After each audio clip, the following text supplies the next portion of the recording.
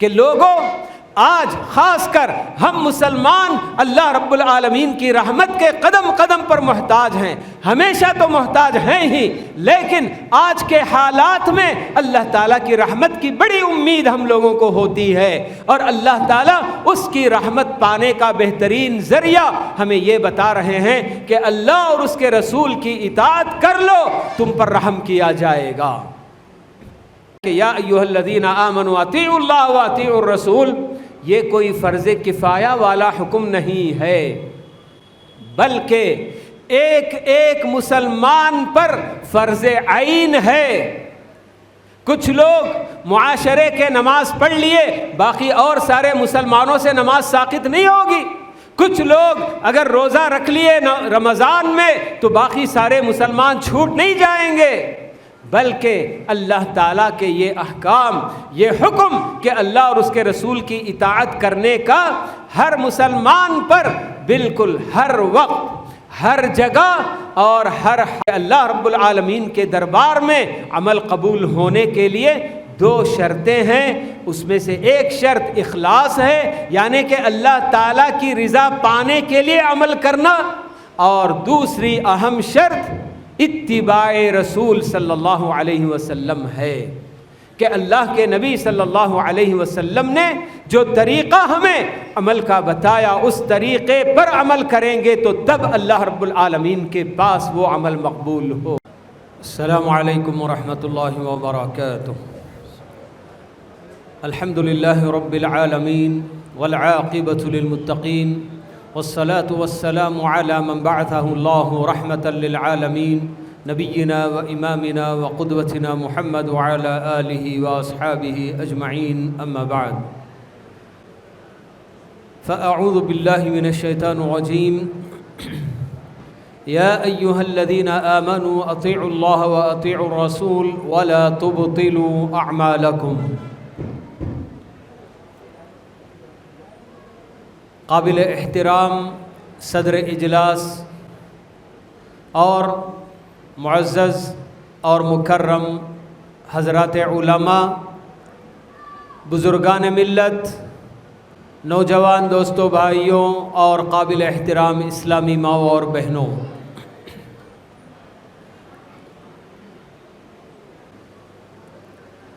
میں نے ابھی آپ لوگوں کے سامنے سورہ محمد کی ایک آیت مختصر سی تلاوت کی ہے۔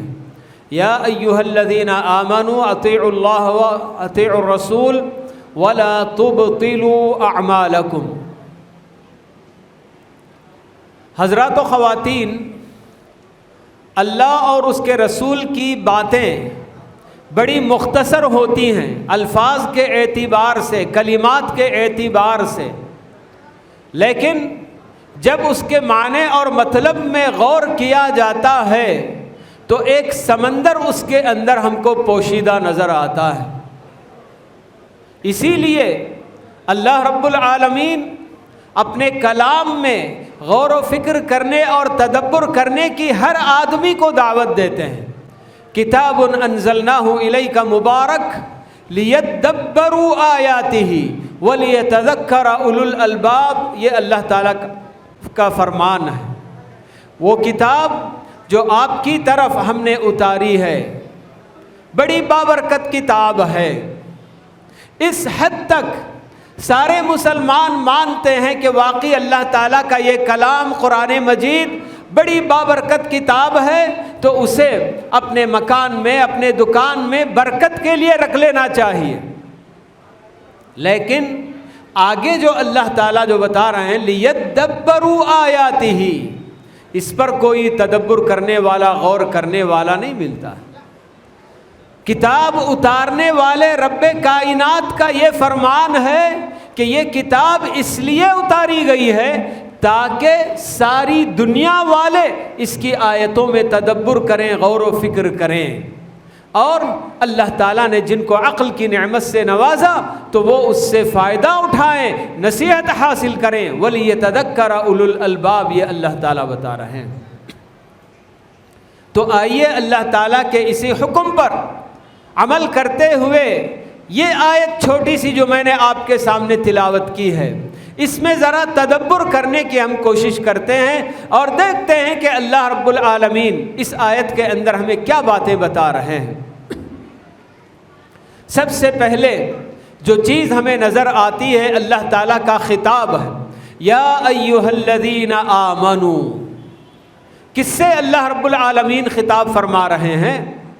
کیا ہم یہ سمجھ لیں کہ اس زمانے میں جب کہ قرآن کریم کا نزول ہو رہا تھا، جب قرآن کریم اتر رہا تھا،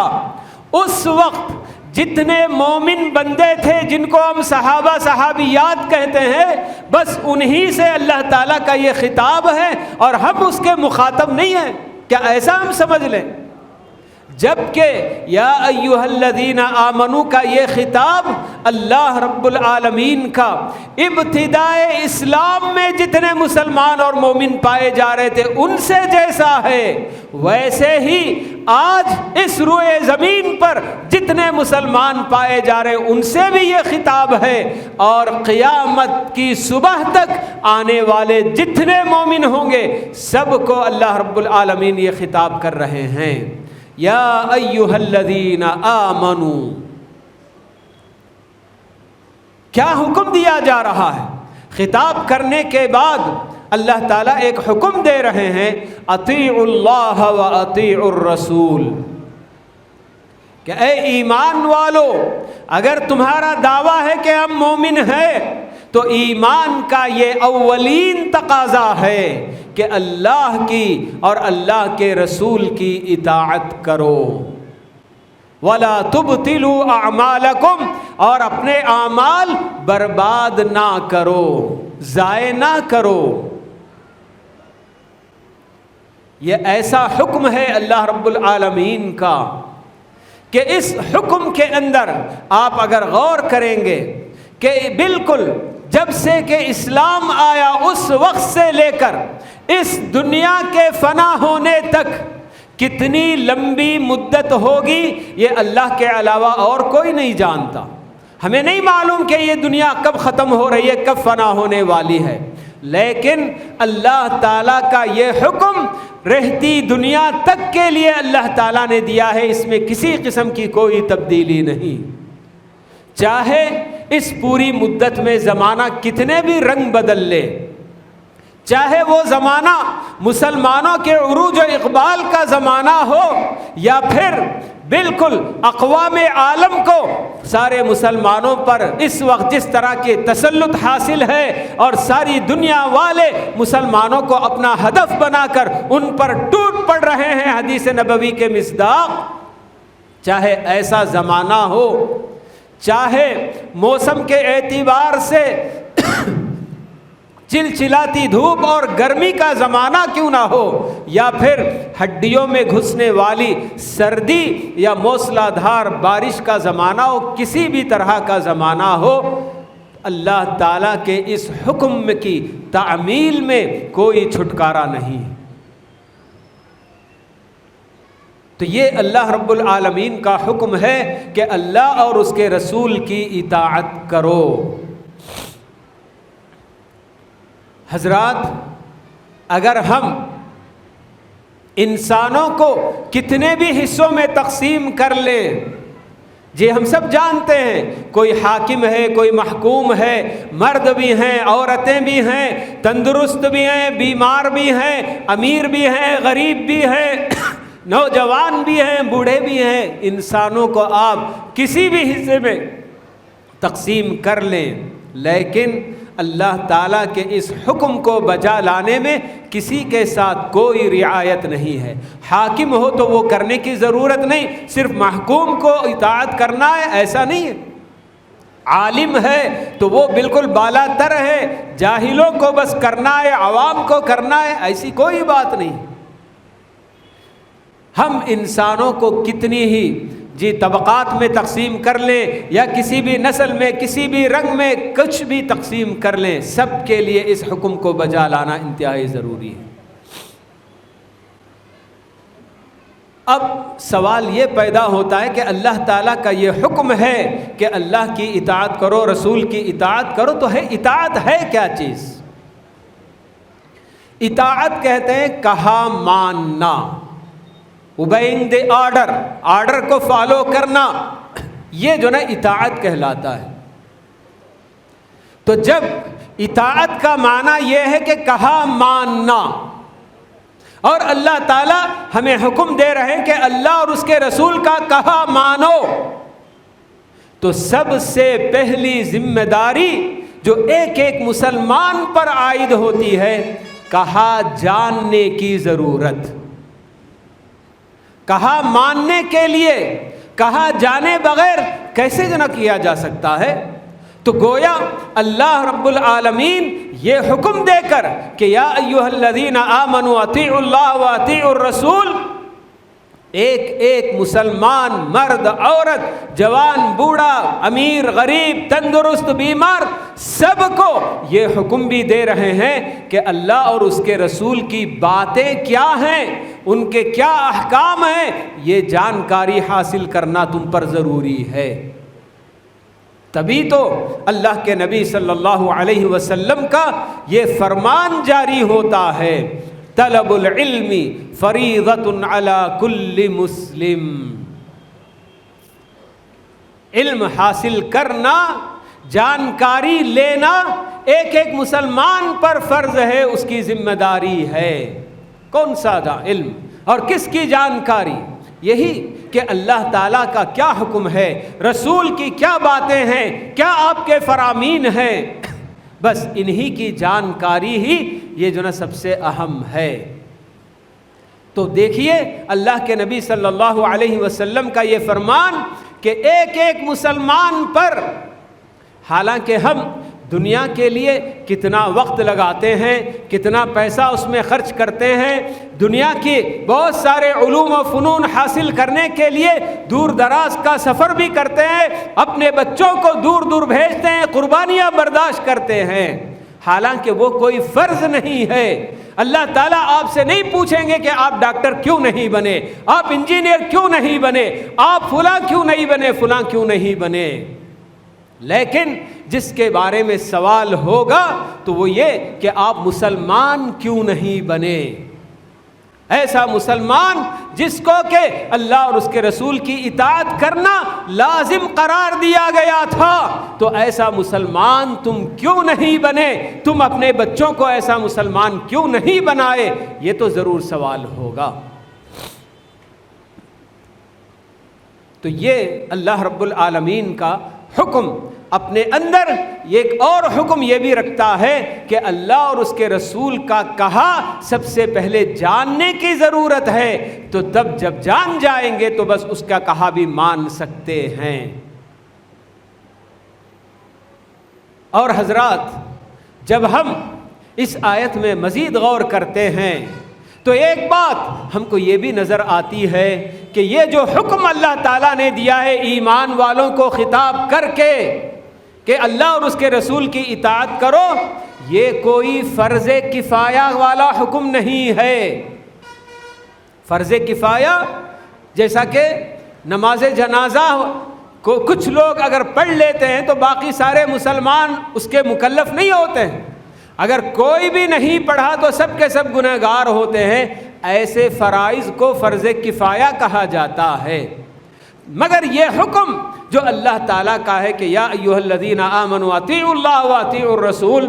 یہ کوئی فرض کفایہ والا حکم نہیں ہے،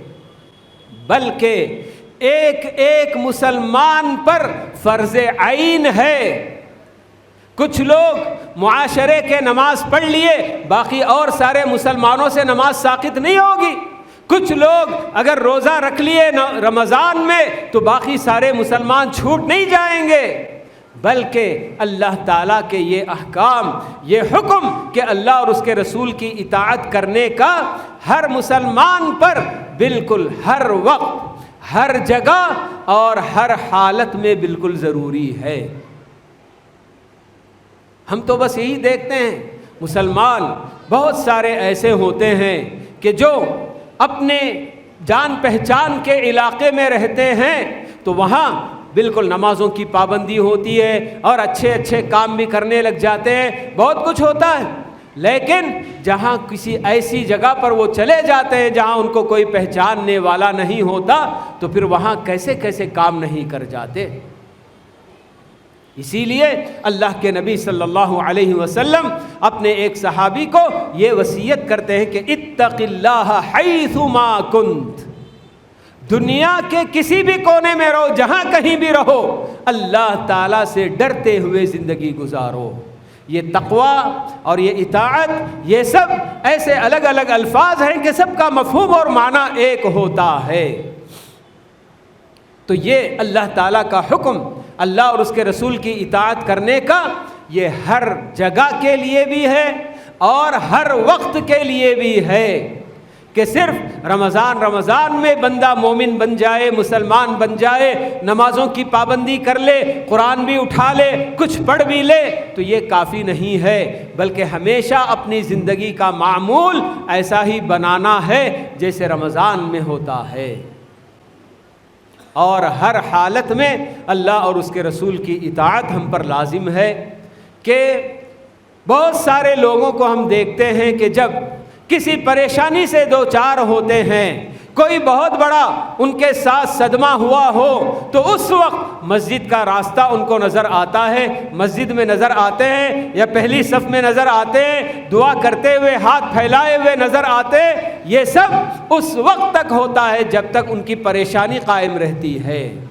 لیکن جیسے ہی اللہ رب العالمین ان پر رحم کرتے ہوئے اپنا فضل فرماتے ہیں اور ان کی پریشانی ختم کرتے ہیں تو پھر اس کے بعد بالکل اللہ تعالیٰ کو بھول جاتے ہیں، مسجد کا راستہ بالکل بھول جاتے ہیں، سب کچھ ہو جاتا ہے۔ یہ انسانوں کی فطرت اللہ رب العالمین بتاتے ہیں کہ جب وَإِذَا مَسَّ الْإِنسَانَ ضُرٌّ دَعَانَا لِجَنبِهِ أَوْ قَاعِدًا أَوْ قَائِمًا، اللہ تعالیٰ انسانوں کی تصویر اس طرح سے کھینچ کر بتاتے ہیں کہ یہ انسان ہے کہ جب اسے کوئی تکلیف پہنچتی ہے، کوئی آفت اس پر آتی ہے تو تب وہ اٹھتے بیٹھتے اپنے پہلو پر بھی مجھے یاد کرتا ہے، ہر حال میں اٹھتے ہوئے اللہ کا نام، بیٹھتے ہوئے اللہ کا نام، لیٹے ہوئے اللہ کا نام، یہ اللہ کو یاد کرتا ہے۔ لیکن جیسے ہی اللہ تعالیٰ اس کی وہ تکلیف دور کر دیتے ہیں تو بالکل ایسا بن جاتا ہے گویا کبھی اس نے اللہ کو کسی مصیبت میں پکارا ہی نہیں۔ تو یہ اللہ رب العالمین کا ہم کو حکم دیا جا رہا ہے کہ اے ایمان والو، اللہ اور اس کے رسول کی اطاعت کرو اور اپنے اعمال کو برباد نہ کرو۔ تو میں نے آپ کے سامنے یہ سب باتیں بتائی کہ یہ ہر مسلمان کے لیے لازمی حکم ہے، یہ کوئی فرض کفایہ نہیں بلکہ فرض عین ہے، اور یہ حکم اپنے اندر ایک اور حکم یہ رکھتا ہے کہ جب اطاعت کرنا ہے اور اطاعت کا معنی کہا ماننا ہے تو اس سے پہلے کہا جاننے کی ضرورت ہے۔ یہ خود بخود اس آیت کے اندر بات پائی جا رہی ہے۔ اور ساتھ ہی ساتھ جب ہم مزید اور غور کرتے ہیں اس آیت کے اندر تو ہمیں اور بھی بات یہ بھی نظر آتی ہے کہ ایک مسلمان کی ذمہ داری دین پر عمل کرنے کے معاملے میں صرف اور صرف اللہ اور اس کے رسول کا کہا ماننا ہی ہے، پیروی کرنا ہے احکام کی، اپنی جانب سے دین کے نام پر نئی نئی باتیں ایجاد نہیں کرنا ہے۔ یہ اللہ تعالیٰ اس آیت کے اندر ہمیں بتا رہے ہیں کہ اے ایمان والو، تمہارا کام، تمہاری ذمہ داری بس یہ ہے کہ اللہ اور اس کے رسول کی اطاعت کرو۔ وَلَا تُبْطِلُوا أَعْمَالَكُمْ، ذرا پہلے والے حکم کو جوڑ کر اس دوسرے حکم کو آپ اگر سمجھنے کی کوشش کریں گے اور اپنے اعمال برباد نہ کر لو تو کتنی بڑی بات اللہ تعالیٰ بتا رہے ہیں کہ اگر تم نے اطاعت کرنا چھوڑ کر دین کے نام پر اپنے من پسند کام کرنے لگو گے اور اپنے اپنے کام، اپنی ایجادات کو دین سمجھ کر اس پر اگر عمل کرنے لگو گے تو نتیجہ کیا ہوگا؟ اللہ رب العالمین کی نظر میں ان اعمال کی کوئی قیمت نہیں ہوگی، اللہ تعالیٰ ان اعمال کو قبول نہیں کرے گا، اگرچہ کہ عمل کرنے والا اپنی جگہ پر کتنے اخلاص کے ساتھ کیوں نہ کرے، کیونکہ ہمیں یہ بات اچھی طرح سے معلوم ہے کہ اللہ رب العالمین کے دربار میں عمل قبول ہونے کے لیے 2 شرطیں ہیں، اس میں سے ایک شرط اخلاص ہے، یعنی کہ اللہ تعالیٰ کی رضا پانے کے لیے عمل کرنا، اور دوسری اہم شرط اتباع رسول صلی اللہ علیہ وسلم ہے کہ اللہ کے نبی صلی اللہ علیہ وسلم نے جو طریقہ ہمیں عمل کا بتایا اس طریقے پر عمل کریں گے تو تب اللہ رب العالمین کے پاس وہ عمل مقبول ہوگا۔ تو اس لیے جتنے لوگ اپنے اپنے طور پر دین کے نام پر بڑے بڑے کام کرتے چلے جاتے ہیں جبکہ دین کا اس سے کوئی تعلق نہیں، اللہ کے نبی صلی اللہ علیہ وسلم نے اس عمل کو کر کے نہیں دکھایا، تو ایسا عمل کرنے کے باوجود اس کرنے والے پر وہ دے مارا جائے گا، لوٹا دیا جائے گا، اس کی اللہ تعالیٰ کے پاس کوئی قدر و قیمت نہیں ہوگی۔ لیکن آگے ہمارے لیے یہ سوال پیدا ہوتا ہے کہ آخر اللہ رب العالمین ہم ایمان والوں کو اطاعت کا حکم کیوں دے رہے ہیں؟ تو یہ وہ بات ہے جو آج کے ہمارے اپنے حالات سے متعلق جو نہ سمجھے میں کرنے جا رہا ہوں کہ آخر اللہ تعالیٰ کی اطاعت اور رسول کی اطاعت کرنے میں کیا اللہ تعالیٰ کا کوئی فائدہ ہے؟ اس لیے اللہ تعالیٰ ہم سے اپنی اطاعت کرانا چاہتے ہیں کہ اس کی اپنی بادشاہت میں کچھ اضافہ ہونے والا ہے؟ کچھ نہیں میرے بھائیوں، اللہ تعالیٰ تو اتنا بڑا بے نیاز ہے، سب سے بالا تر کہ ہماری اپنی کسی عبادت کی اللہ تعالیٰ کو کوئی ضرورت نہیں، لیکن یہ سارے کام اللہ تعالیٰ ہم سے اس لیے کرانا چاہتے ہیں کہ ہمیں اس دنیا اور آخرت میں کامیابی اللہ تعالیٰ عطا کرنا چاہتے ہیں۔ وَمَن يُطِعِ الرَّسُولَ وَمَن يُطِعِ اللَّهَ وَرَسُولَهُ فَقَدْ فَازَ فَوْزًا عَظِيمًا، یہ اللہ تعالیٰ کی طرف سے بشارت ہے کہ جو اللہ اور اس کے رسول کی اطاعت کریں گے تو ان کے لیے بہت بڑی کامیابی منتظر ہے، اس دنیا میں بھی کامیابی ملے گی اور آخرت میں بھی کامیابی ملے گی۔ اور مزید اللہ تعالیٰ فرماتے ہیں وَأَطِيعُوا اللَّهَ وَالرَّسُولَ لَعَلَّكُمْ تُرْحَمُونَ کہ لوگوں آج خاص کر ہم مسلمان اللہ رب العالمین کی رحمت کے قدم قدم پر محتاج ہیں، ہمیشہ تو محتاج ہیں ہی، لیکن آج کے حالات میں اللہ تعالیٰ کی رحمت کی بڑی امید ہم لوگوں کو ہوتی ہے، اور اللہ تعالیٰ اس کی رحمت پانے کا بہترین ذریعہ ہمیں یہ بتا رہے ہیں کہ اللہ اور اس کے رسول کی اطاعت کر لو، تم پر رحم کیا جائے گا۔ لیکن آج کے ان حالات میں ہم اگر دیکھتے ہیں ہمارے اپنے جائزہ اپنے معاشرے کا جب ہم لے کر دیکھتے ہیں تو ہمارے اپنے نوجوانوں کے کیسے حالات ہیں، ان کے اپنی دینداری پر سوال اٹھتا ہے کہ یہ کیا واقعی مسلمان ہیں یا پھر جو ہے کوئی غیر مسلم جو ہے بچے ہیں۔ ہماری اپنی بچیوں کا، ان کے پردے کا اور ان کے دین پر عمل کرنے کا کیا حال ہے، یہ سب اگر ہم جائزہ لیں تو پتہ چلتا ہے کہ آخر اللہ اور اس کے رسول کی اطاعت سے ہم لوگ کتنے دور ہیں۔ زندگی کا کوئی کام ایسا نہیں جس کے تعلق سے اللہ اور اس کے رسول نے ہمیں نہ بتایا ہو کہ یہ کام ایسا کرنا ہے، یہ کام ایسا کرنا ہے، یہ کام کرنا ہے اور یہ کام نہیں کرنا ہے۔ لیکن ہم میں سے کتنے ایسے لوگ ہیں جو اللہ تعالیٰ کے احکام جان کر بھی اللہ تعالیٰ کی نافرمانی کرتے چلے جاتے ہیں۔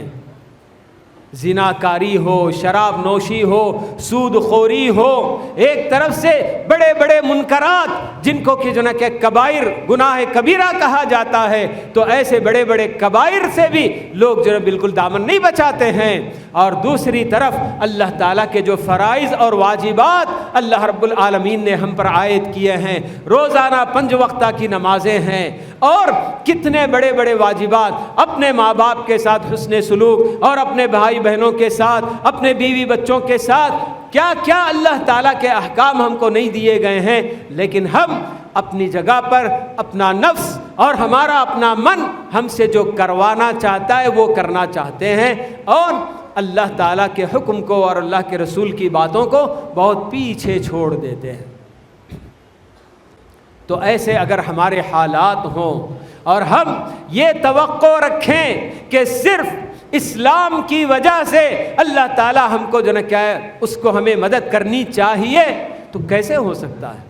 اللہ تعالیٰ تو ہم سے یہی کہتے ہیں کہ ان تنصروا اللہ ینصرکم، کہ اگر تم اللہ کی مدد کرو، یعنی کہ اللہ تعالیٰ کے احکام کے پابند بنو گے، تو اللہ تعالیٰ کا وعدہ آج بھی برقرار ہے ینصرکم کا،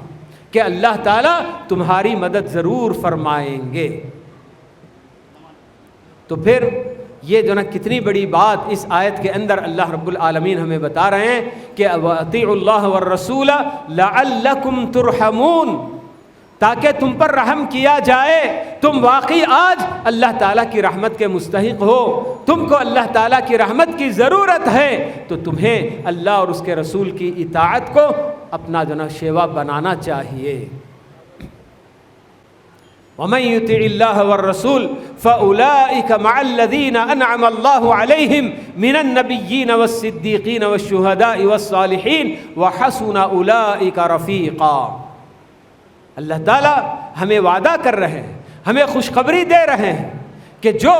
اللہ اور اس کے رسول کی اطاعت کرتے ہوئے اس دنیا میں زندگی گزار کر وہاں پہنچے گا، تو اس کا ٹھکانہ کن لوگوں کے ساتھ ہوگا؟ فَأُولَٰئِكَ مَعَ الَّذِينَ أَنْعَمَ اللَّهُ عَلَيْهِمْ۔ ہم نماز میں برابر اللہ تعالیٰ سے دعا کرتے رہتے ہیں، اهْدِنَا الصِّرَاطَ الْمُسْتَقِيمَ صِرَاطَ الَّذِينَ أَنْعَمْتَ عَلَيْهِمْ، کہ پروردگارا ہمیں سیدھے راستے کی تو ہدایت کر دے، راستہ دکھا دے، ان لوگوں کا راستہ جن پر تو نے اپنا انعام خاص کیا۔ تو اللہ تعالیٰ ہمیں یہ وعدہ کر رہے ہیں، یہ خوشخبری دے رہے ہیں کہ اگر تم اللہ اور اس کے رسول کی اطاعت کرتے ہوئے زندگی گزارو گے